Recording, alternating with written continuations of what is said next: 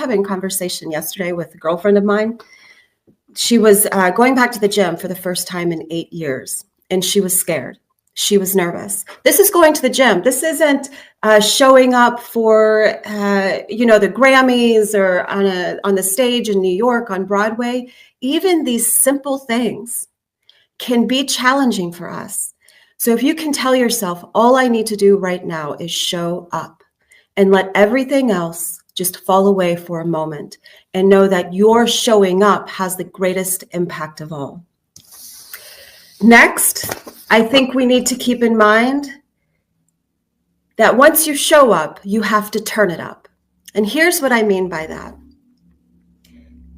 Imagine you're getting out of bed in the morning, you're going through your day, and let's say we can picture our energy on a spectrum of 1 to 10, 1 being very low energy, 10 being very high energy. You're going around throughout your day. Generally, most of us live in an energy around 3, 4 on that spectrum. We're answering emails, we are getting our morning coffee, we are driving to the post office or to the office. This does not require a lot of energy from us. The next step to being a successful, engaging public speaker after showing up is turning up your energy.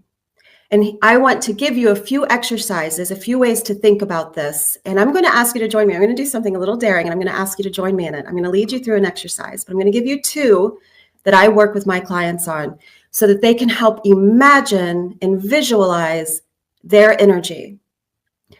So first, I'm going to ask you for a moment. Let's all take a deep breath, and we're going to talk about breath in just a minute, but let's take a deep breath.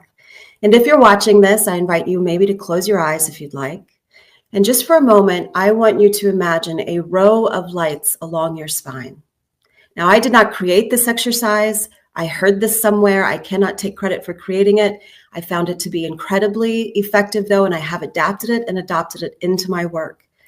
So I want you to imagine a row of lights along your spine. And if you're sitting sharp against something or with your back right against something, see if you can come forward in your seat so that you're sitting forward and you have some space to imagine these lights, sort of like lights on a runway down your spine.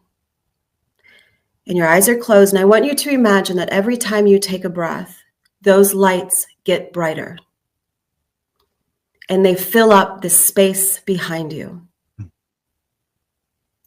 And I want you to take a moment and drop your sensation, your sense of awareness into that space. For some of you, this exercise will resonate. For others, you're not going to sense anything, and that's fine. It's not the exercise